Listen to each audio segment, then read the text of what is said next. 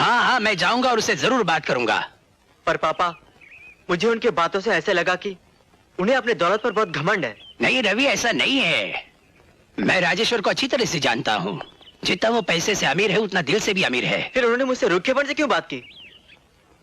तुमने उन्हें बताया नहीं होगा कि तुम मेरे क्या हो। अब मैं उन्हें बताऊंगा तुम मेरे लय पालक बेटे हो। वो कभी इनकार नहीं करेगा। शेठ जी, शेठ जी, शेठ जी। अश्विनी, नमस्कार। बहुत खुश नजर आ रहे हो। बात क्या है? बस यूं ही सोच रहा था, चलाया। अब देखिए ना सेठ जी, आपकी बेटी शादी के काबिल हो चुकी है।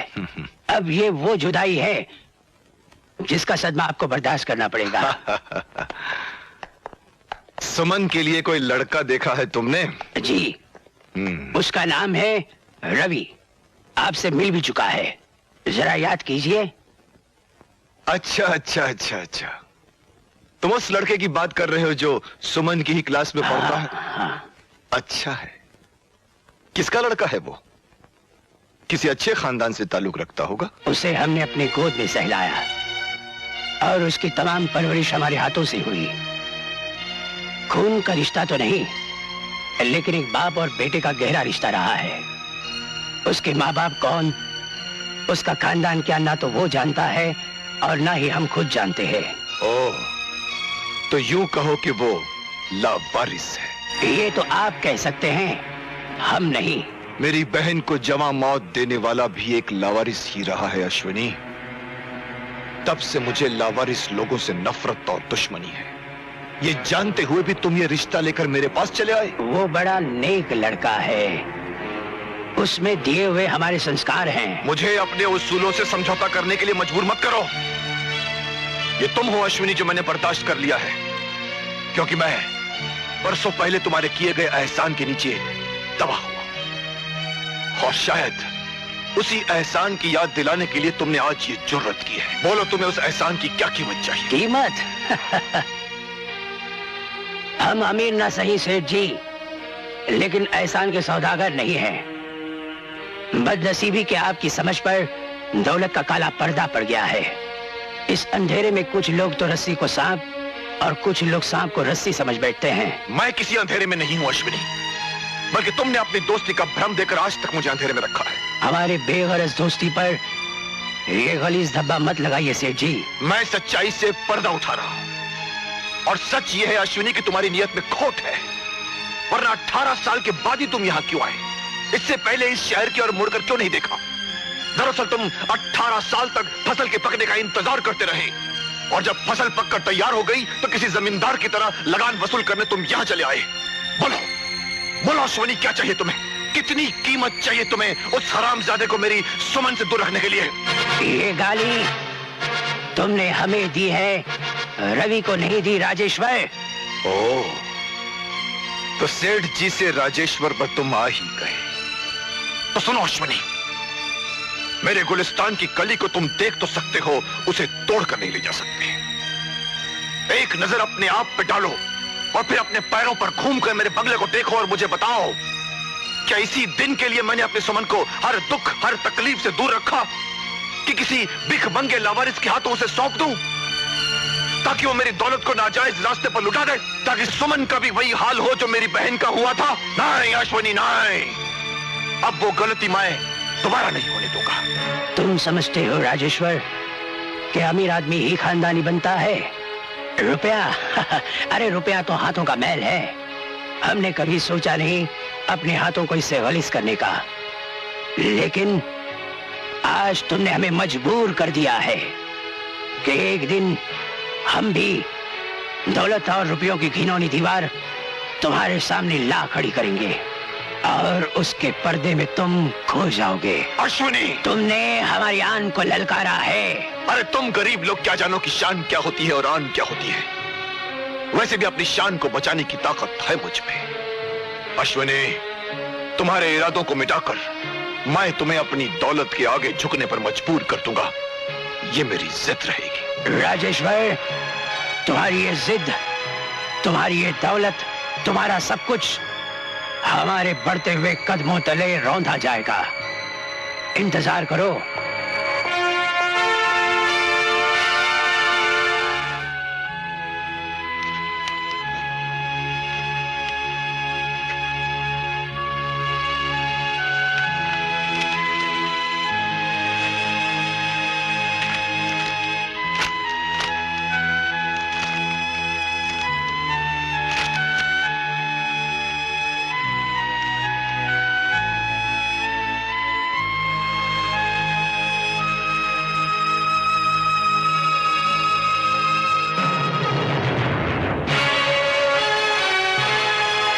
मिस्टर अश्विनी, हमारे बैंक ने आपकी भेजी हुई स्कीम पर काफी गौर किया।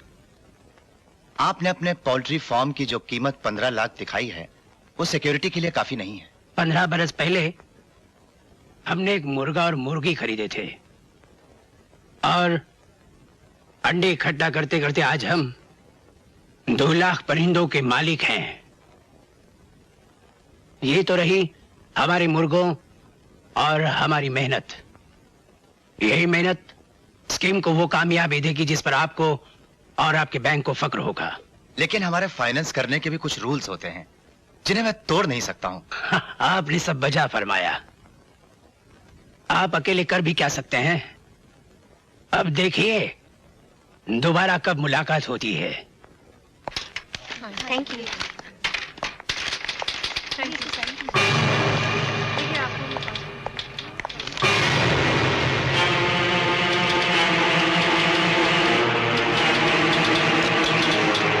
Hello, police police station.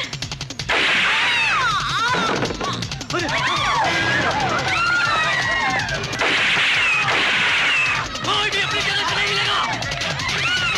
Hands up! खबरदार किसी ने शोर मचाया तो।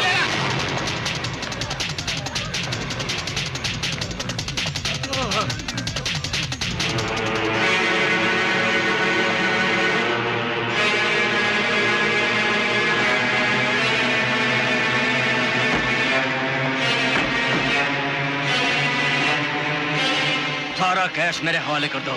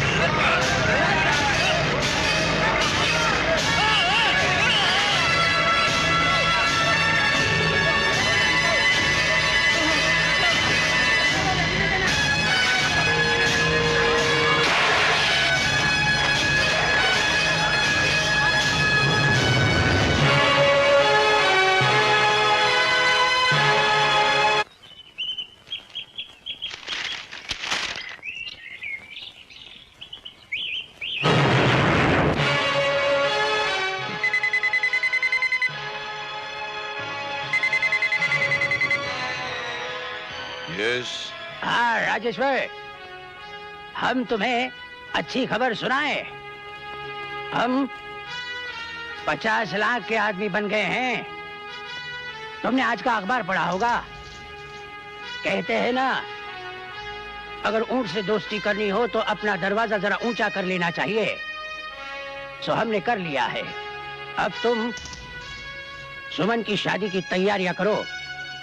रवि की बारात कभी भी आ सकती है। अश्विनी कुमार, जागते में ख्वाब देखना पागलपन की निशानी हो।